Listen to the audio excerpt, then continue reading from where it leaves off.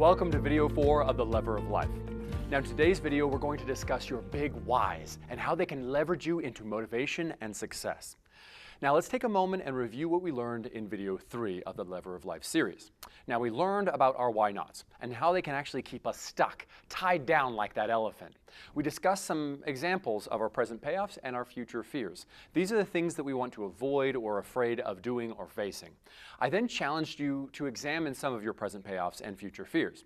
I'm going to ask you here, what was keeping you stuck from going after that goal? What were you avoiding? What do you feel like you might have to face or do? What was the cost that has kept you stuck for weeks, months, or for some of you and some of your goals, years? Now, the good news is there are two sides of the lever of life, or death. On the side of growth in life is where we find our whys, our drive. This is where we find our start button, our go button. And just like our why nots, the whys have a carrot and a stick. The stick is the negative results that we're currently experiencing because we don't have the results that we want in our goal, in our lives. The carrot is the why, out there in the future, what we believe the results might be in our lives if we were to pursue and then achieve this goal. Now, what we believe we will get as a result of getting our goal, that lies on the why side. The why stick side is the present negative result, basically, typically coming in two different forms. The first form of the stick on the why side is asking the question, what is it costing me by not going after this goal, not pursuing this goal, or even having this goal? Now, costs in terms of money, emotion, relationships, peace of mind, self-esteem, self-confidence, and so on.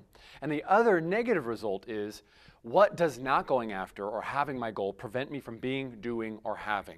So let's go back to some of our sample goals and see what some of the present negative results may be. Let's go with getting into better shape or losing weight. Now, if I don't get into better shape, I won't have the energy or the kind of stamina to keep up with my children and be the parent I want to be. I may jeopardize my health or even my future or my well-being into my future. Being unhappy with my current physical condition is actually costing me peace of mind. I'm constantly fighting the ability or the willingness to accept my body. It's costing me that level of confidence, feeling sexy. It's preventing me from putting myself out there, having intimacy in my relationships. I'm paying more because I'm eating out of convenience, and rather if I was planning or shopping and cooking more at home, I might be saving more money. I'm staying stagnant because it's costing me credibility with myself. I'm always promising myself, tomorrow I'll change, tomorrow I'll start the diet, tomorrow I'll go to the gym. And then at the end of every day, I end up beating myself up again.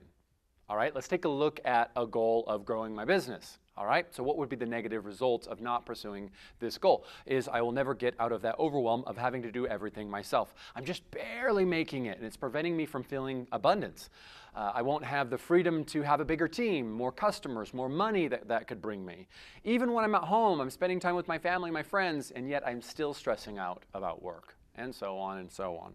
Lastly, let's take a look at the sample goal of emotional peace. If that's what I have been wanting to pursue, what are the present negative results? Maybe I'm experiencing a lot of anxiety in my current patterns of failure. They're preventing me from having the types of relationships and the connections I want in my life. I can't sleep because my mind's always racing with worries, guilt, shame of what I didn't do, what I didn't accomplish. I'm plagued with the concern that I might never actually be the person I've always dreamed of being. And I'm teaching those in my life that this, being overwhelmed in a state of fear, is normal. It's the way that life is run, especially for my children. And that is too painful for me to continue in that route. So let's take a look at the second why, the carrot why on the lever of life. These are our future whys. Typically, I like to say there are three big categories. One is the big whys, the goodies, the positive results for achieving this goal. The next are the feelings that we can associate with having this goal. Really, the reason why we do anything, ladies and gentlemen, is emotion. That's the true driver for all human behavior. We just don't recognize it because we're doing something or avoiding something, and we forget about the emotion that prompt us to do or avoid that thing.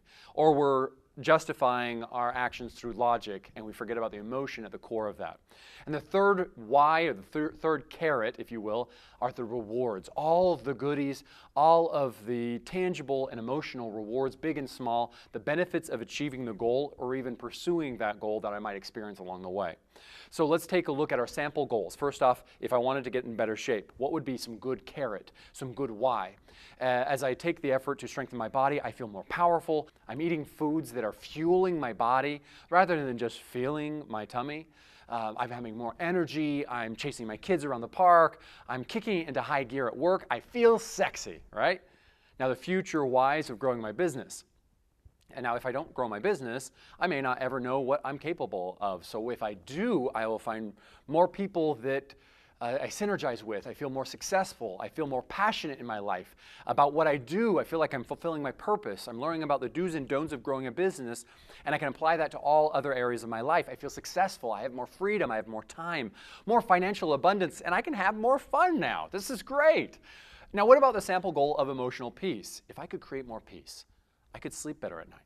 It could give me so much more confidence to connect with the people I love. I could forgive. I could let go. I could have more peace, focus in on what I really want instead of what I think I should do and should be. I would feel powerful. I would feel safe, finally able to forgive myself for all the times I let myself down. In conclusion, although our why nots are valid and sometimes feel so huge, our whys are why we really do anything. It really drives us. If we can just look at those and capitalize on those, we can gain more peace. More peace, more confidence, more money, more time, more connection, feeling empowered, safe, and loved. And that's what we want, right?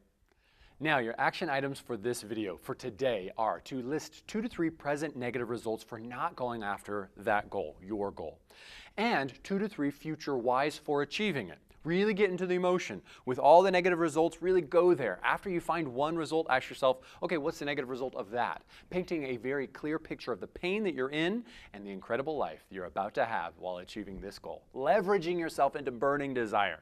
And in the next video, we're going to learn how to leverage ourselves from our why nots to our whys. We'll see you there.